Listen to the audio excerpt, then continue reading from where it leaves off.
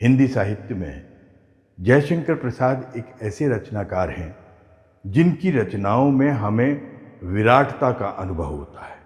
काव्य हो या कथा रचना, कविताओं में तो वो महाकाव्यात्मकता का बोध होता ही है, लेकिन कहानियों में भी उसकी बुनावट हो या पात्रों की गढ़न हो या संवादों की संरचना हो, हमें उस विराटता का अनुभव होता चलता है।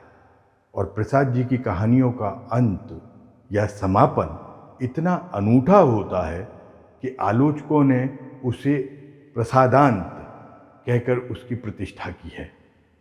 इसकी एक वानगी प्रस्तुत करती है प्रसाद जी की ये बहुचर्चित रचना पुरस्कार।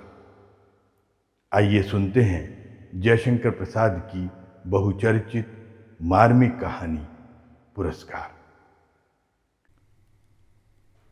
आर्द्रा नक्षत्र, आकाश में काले काले बादलों की घुमड़, जिसमें देव दुंदुभी का गंभीर घोष। प्राची के एक निरभ्र कोने से स्वर्ण पुरुष झांकने लगा था। देखने लगा महाराज की सवारी। शैलमाला के अंचल में समतल उर्वरा भूमि से सौंधी बास उठ रही थी। नगर तोरण से जय घोष हुआ। भीड़ में गजराज का चामरधारी झुंड उन्नत दिखाई पड़ा। वो हर्ष और उत्साह का समुद्र हिलोरें भरता हुआ आगे बढ़ने लगा। प्रभात की हेम किरणों से अनुरंजित नन्ही नन्ही बूंदों का एक झोंका स्वर्ण मल्लिका के समान बरस पड़ा। मंगल सूचना से जनता ने हर्ष ध्वनि की। रथों, हाथियों और अश्वारोहियों की पंक्ति जम गई। दर्शकों की भीड़ भी कम न थी। गजराज बैठ गया। सीढ़ियों से महाराज उतरे। सौभाग्यवती और कुमारी सुंदरियों के दो दल, आम्र पल्लवों से सुशोभित मंगल कलश और फूल, कुमकुम और खीलों से भरे थाल लिए मधुर गान करते हुए आगे बढ़े। महाराज के मुख पर मधुर मुस्कान थी। पुरोहित वर्ग ने स्वस्त्ययन किया। स्वर्ण रंजित हल की मूठ पकड़कर महाराज ने जुते हुए सुंदर पुष्ट बैलों को चलने का संकेत किया। बाजे बजने लगे। किशोरी कुमारियों ने खीलों और फूलों की वर्षा कर दी। कौशल का ये उत्सव प्रसिद्ध था। एक दिन के लिए महाराज को कृषक बनना पड़ता। उस दिन इंद्र पूजन की धूमधाम होती, गोठ होती। नगर निवासी पहाड़ी भूमि में आनंद मनाते।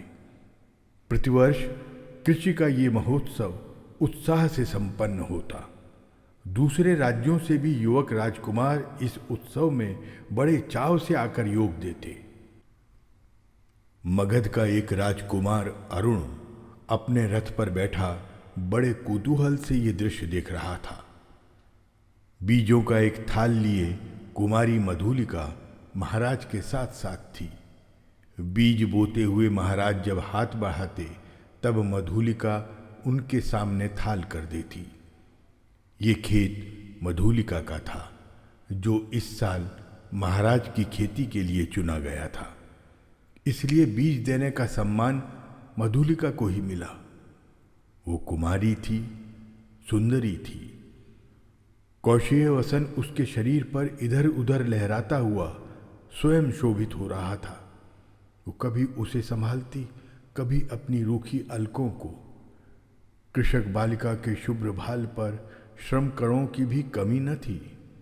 वो सब बरौनियों में गुंथे जा रहे थे। सम्मान और लज्जा उसके अधरों पर मंद मुस्कुराहट के साथ सिहर उठते, किंतु महाराज को बीज देने में उसने शिथिलता नहीं दिखाई। सब लोग महाराज का हल चलाना देख रहे थे, विस्मय से, कुतूहल से। और अरुण देख रहा था कृषक कुमारी मधुलिका को। आह, कितना भोला सौंदर्य, कितनी सरल चितवन। उत्सव का प्रधान कृत्य समाप्त हो गया। महाराज ने मधुलिका के खेत का पुरस्कार दिया। थाल में कुछ स्वर्ण मुद्राएं। ये राजकीय अनुग्रह था। मधुलिका ने थाली सिर से लगा ली, किंतु साथ ही उसमें की स्वर्ण मुद्राओं को महाराज पर न्योछावर करके बिखेर दिया। मधुलिका की उस समय की ऊर्जस्वित मूर्ति लोग आश्चर्य से देखने लगे। महाराज की भ्रुकुटी भी जरा चढ़ी ही थी कि मधुलिका ने सविनय कहा, देव, ये मेरे पितृ पितामहों की भूमि है, इसे बेचना अपराध है, इसलिए मूल्य स्वीकार करना मेरी सामर्थ्य से बाहर है। महाराज के बोलने से पहले ही वृद्ध मंत्री ने तीखे स्वर से कहा, अबोध, क्या बक रही है? राजकीय अनुग्रह का तिरस्कार। तेरी भूमि से चौगुना मूल्य है, फिर कौशल का ये सुनिश्चित राष्ट्रीय नियम है। तू आज से राजकीय रक्षण पाने के अधिकार नहीं हुई। इस धन से अपने को सुखी बना। राजकीय रक्षण के अधिकारणी तो सारी प्रजा है मंत्रीवर। महाराज को भूमि समर्पण करने में तो मेरा कोई विरोध नहीं था और न है, किंतु मूल्य स्वीकार करना असंभव है। मधुलिका उत्तेजित हो उठी थी। महाराज के संकेत करने पर मंत्री ने कहा, देव, वाराणसी युद्ध के अन्यतम वीर सिंहमित्र की ये एकमात्र कन्या है। महाराज चौंक उठे। सिंहमित्र की कन्या? जिसने मगध के सामने कौशल की लाज रख ली थी, उसी वीर की मधुलिका कन्या है? हां देव, सविनय मंत्री ने कहा। इस उत्सव के परंपरागत नियम क्या है मंत्रीवर? महाराज ने पूछा। देव, नियम तो बहुत साधारण है। किसी भी अच्छी भूमि को इस उत्सव के लिए चुनकर नियमानुसार पुरस्कार स्वरूप उसका मूल्य दे दिया जाता है, वो भी अत्यंत अनुग्रह पूर्वक, अर्थात भू संपत्ति का चौगुना मूल्य उसे मिलता है। उस खेती को वही व्यक्ति वर्ष भर देखता है, वो राजा का खेत कहा जाता है। महाराज को विचार संघर्ष से विश्राम की अत्यंत आवश्यकता थी। महाराज चुप रहे। जय घोष के साथ सभा विसर्जित हुई। सब अपने अपने शिविरों में चले गए, किंतु मधुलिका को उत्सव में फिर किसी ने न देखा। वो अपने खेत की सीमा पर विशाल मधुक वृक्ष के चिकने हरे पत्तों की छाया में अनमनी चुपचाप बैठी रही। रात्रि का उत्सव अब विश्राम ले रहा था। राजकुमार अरुण उसमें सम्मिलित नहीं हुआ। वो अपने विश्राम भवन में जागरण कर रहा था। आंखों में नींद नहीं थी। प्राची में जैसी गुलाबी खिल रही थी, वही रंग उसकी आंखों में था। सामने देखा तो मुंडेर पर कपोती एक पैर पर खड़ी पंख फैलाए अंगड़ाई ले रही थी। अरुण उठ खड़ा हुआ। द्वार पर सुसज्जित अश्व था। वो देखते देखते नगर तोरण पर जा पहुंचा। रक्षकगण ऊँघ रहे थे। अश्व के पैरों के शब्द से चौंक उठे। युवक कुमार तीर सा निकल गया। सिंधु देश का तुरंग प्रभात के पवन से पुलकित हो रहा था। घूमता घूमता अरुण उसी मधुक वृक्ष के नीचे पहुंचा, जहां मधुलिका अपने हाथ पर सिर धरे हुए खिन्न निद्रा का सुख ले रही थी। अरुण ने देखा एक छिन्न माधवी लता वृक्ष की शाखा से अलग होकर पड़ी है। सुमन मुकुलित थे, भ्रमर निस्पंद। अरुण ने अपने आशु को मौन रहने का संकेत किया, उस सुषमा को देखने के लिए। परंतु कोकिल बोल उठा।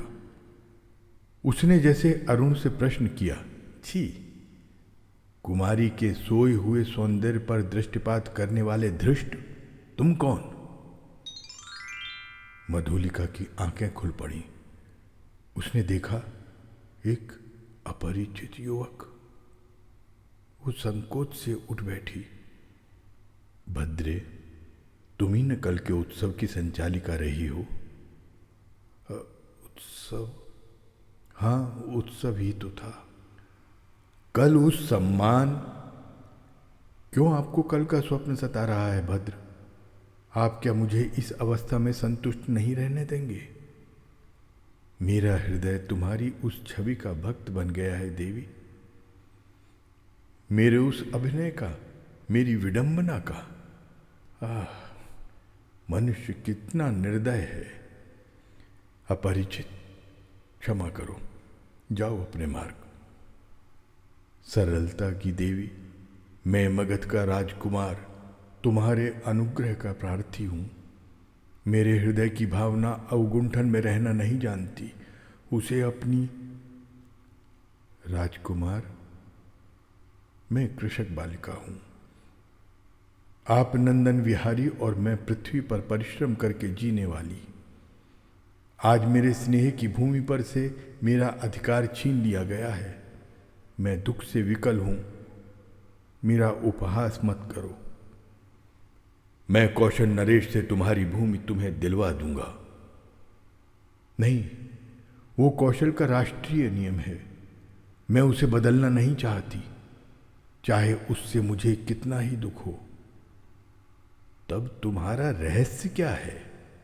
ये रहस्य मानव हृदय का है, मेरा नहीं। राजकुमार, नियमों से यदि मानव हृदय बाध्य होता तो आज मगध के राजकुमार का हृदय किसी राजकुमारी की ओर न खिंचकर एक कृषक बालिका का अपमान करने न आता। मधुलिका उठ खड़ी हुई। चोट खाकर राजकुमार लौट पड़ा। किशोर किरणों में उसका रत्न किरीट चमक उठा। अश्ववेग से चला जा रहा था और मधुलिका निष्ठुर प्रहार करके क्या स्वयं आहत नहीं हुई? उसके हृदय में टीस सी होने लगी। वो सजल नेत्रों से उड़ती हुई धूल देखने लगी। मधुलिका ने राजा का प्रतिदान अनुग्रह नहीं लिया। वो दूसरे खेतों में काम करती और चौथे पहर रूखी सूखी खाकर पड़ रहती। मधुक वृक्ष के नीचे छोटी सी पर्णकुटी थी, सूखे डंठलों से उसकी दीवार बनी थी। मधुलिका का वही आश्रय था। कठोर परिश्रम से जो रूखा अन्न मिलता, वही उसकी सांसों को बहाने के लिए पर्याप्त था। दुबली होने पर भी उसके अंग पर तपस्या की कांति थी। आसपास के कृषक उसका आदर करते। वो एक आदर्श बालिका थी। दिन, सप्ताह, महीने और वर्ष बीतने लगे। शीतकाल की रजनी, मेघों से भरा आकाश जिसमें बिजली की दौड़ धूप। मधुलिका का छाजन टपक रहा था। ओढ़ने की कमी थी। वो ठिठुर कर एक कोने में बैठी थी। जीवन से सामंजस्य बनाए रखने वाले उपकरण तो अपनी सीमा निर्धारित रखते हैं, परंतु उनकी आवश्यकता और कल्पना भावना के साथ बढ़ती घटती रहती है। आज बहुत दिनों पर उसे बीती हुई बात स्मरण हुई। 2 नहीं 3 वर्ष हुए होंगे। इसी मधुक के नीचे प्रभात में तरुण राजकुमार ने क्या कहा था? वो अपने हृदय से पूछने लगी। उन चाटुकी के शब्दों को सुनने के लिए उत्सुक सी वो पूछने लगी, क्या कहा था? दुख दग्ध हृदय उन स्वप्न सी बातों को स्मरण रख सकता, और स्मरण ही होता तो भी कष्टों की इस काली निशा में वो कहने का साहस करता। हाय रे विडंबना! आज मधुलिका उस बीते हुए क्षण को लौटा लेने के लिए विकल थी। असहाय दारिद्र्य की ठोकरों ने उसे व्यथित और अधीर कर दिया था। मगध की प्रासाद माला के वैभव का काल्पनिक चित्र उन सूखे डंठलों के रंध्रों से नीचे नभ में बिजली के आलोक में नाचता हुआ दिखाई देने लगा। खिलवाड़ी शिशु जैसे श्रावण की संध्या में जुगनू को पकड़ने के लिए हाथ लपकाता है, वैसे ही मधुलिका, अभी वो निकल गया, मन ही मन कह रही थी। वर्षा ने भीषण रूप धारण किया। गड़गड़ाहट बढ़ने लगी। ओले पड़ने की संभावना थी। मधुलिका अपनी जर्जर झोंपड़ी के लिए कांप उठी। सहसा बाहर कुछ शब्द हुआ। कौन है यहां? पथिक को आश्रय चाहिए। मधुलिका ने डंठलों का कपाट खोल दिया। बिजली चमक उठी। उसने देखा एक पुरुष घोड़े की डोर पकड़े खड़ा है। सहसा वो चिल्ला उठी, राजकुमार? मधुलिका? आश्चर्य से युवक ने कहा। एक क्षण के लिए सन्नाटा छा गया। मधुलिका अपनी कल्पना को सहसा प्रत्यक्ष देखकर चकित हो गई। इतने दिनों के बाद आज फिर? अरुण ने कहा, कितना समझाया मैंने, परंतु। मधुलिका अपनी दयनीय अवस्था पर संकेत करने देना नहीं चाहती थी। उसने कहा, और आज आपकी ये क्या दशा है? सिर झुकाकर अरुण ने कहा, मैं मगध का विद्रोही, निर्वासित, कौशल में जीविका खोजने आया हूं। मधुलिका उस अंधकार में हंस पड़ी। मगध के विद्रोही राजकुमार का स्वागत करे एक अनाथनी कृषक बालिका, वो भी एक विडंबना है। तो भी मैं स्वागत के लिए प्रस्तुत हूं राजकुमार। शीतकाल की निस्तब्ध रजनी, कोहरे से धुली हुई चांदनी, हाड़ कपा देने वाला समीर।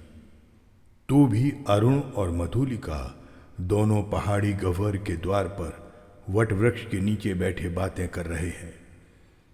मधुलिका की वाणी में उत्साह था, किंतु अरुण जैसे अत्यंत सावधान होकर बोलता।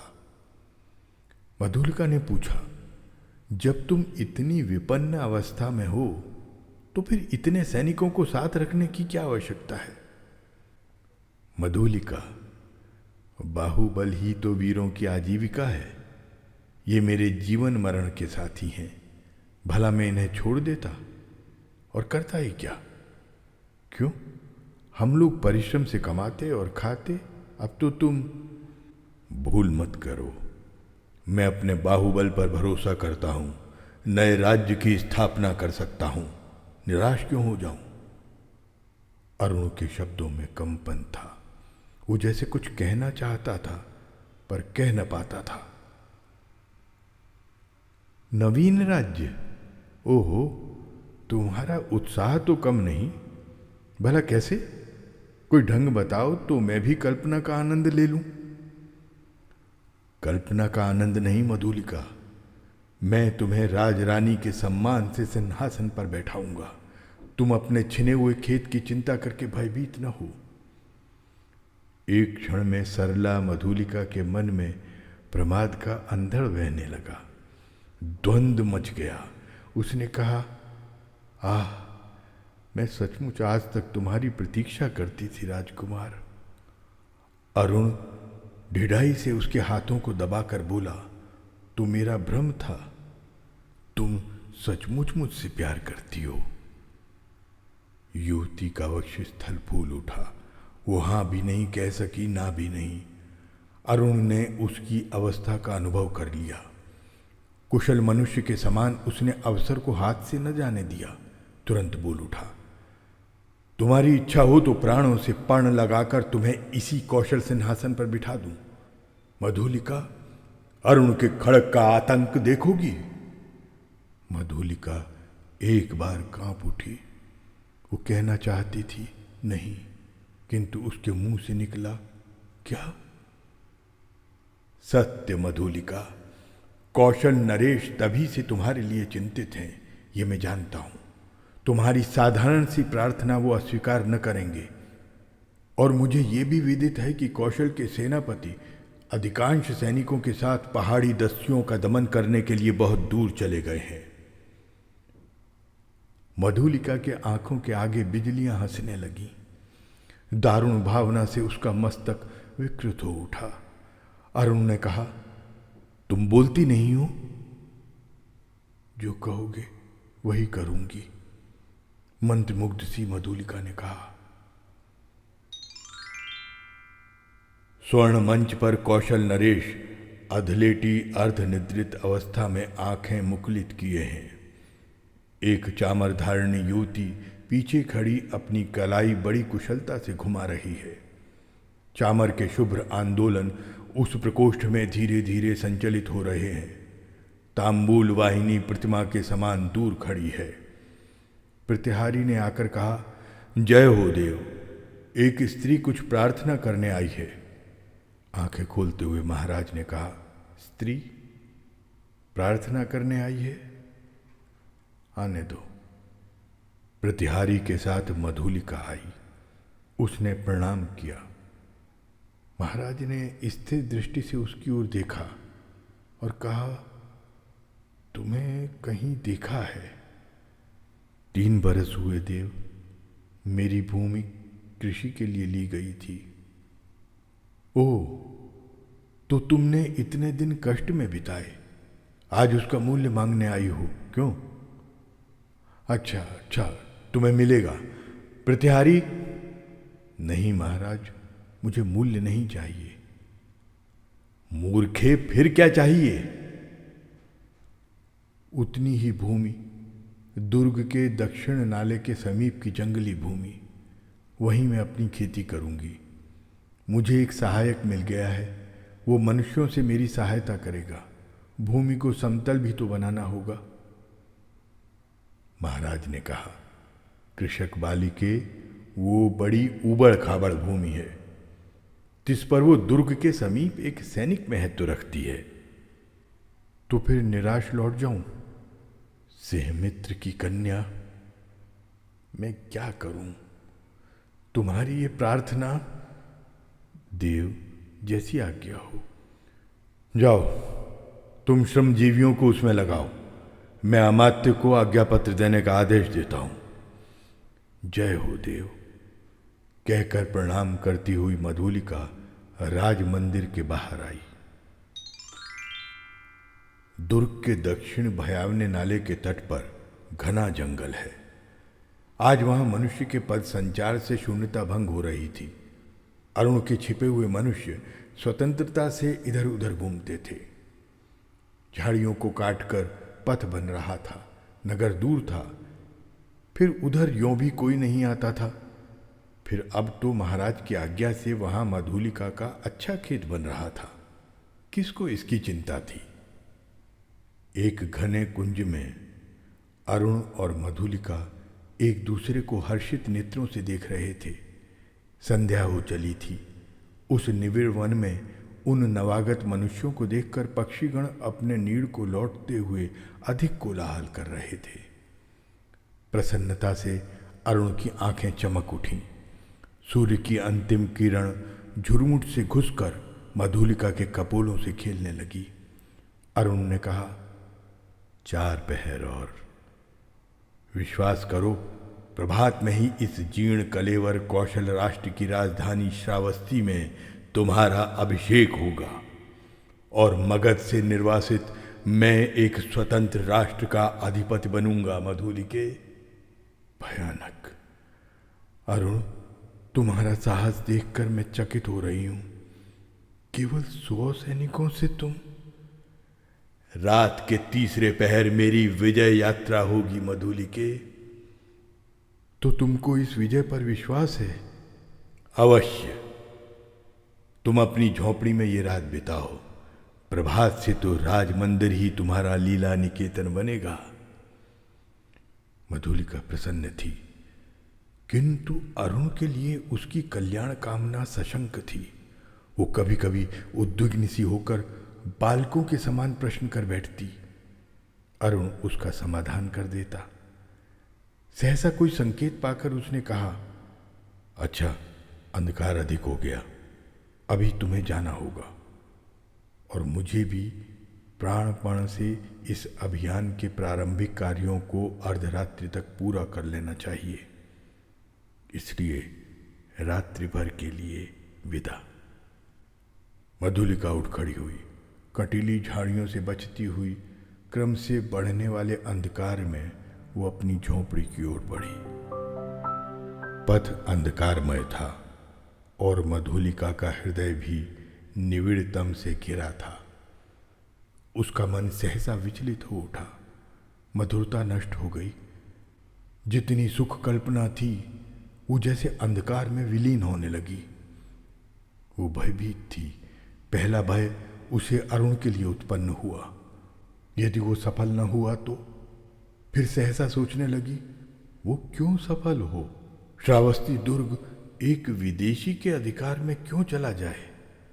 मगध कौशल का चिर शत्रु, ओ उसकी विजय। कौशल नरेश ने क्या कहा था? सिंहमित्र की कन्या। सिंहमित्र कौशल का रक्षक वीर, उसी की कन्या आज क्या करने जा रही है? नहीं नहीं, मधुलिका, मधुलिका, जैसे उसके पिता उस अंधकार में पुकार रहे थे। वो पगली की तरह चिल्ला उठी, रास्ता भूल गई। रात एक पहर बीत चली, पर मधुलिका अपनी झोंपड़ी तक नहीं पहुंची। वो उधेड़ बुन में विक्षिप्त सी चली जा रही थी। उसकी आंखों के सामने कभी सिंहमित्र, कभी अरुण की मूर्ति अंधकार में चित्रित हो जाती। उसे सामने आलोक दिखाई पड़ा। वो बीच पथ में खड़ी हो गई। प्रायः 100 उल्काधारी अश्वारोही चले आ रहे थे और आगे आगे एक वीर अधेड़ सैनिक था। उसके बाएं हाथ में अश्व की वल्गा और दाहिने हाथ में नग्न खड्ग। अत्यंत धीरता से वो टुकड़ी अपने पथ पर चल रही थी, परंतु मधुलिका बीच पथ से हिली नहीं।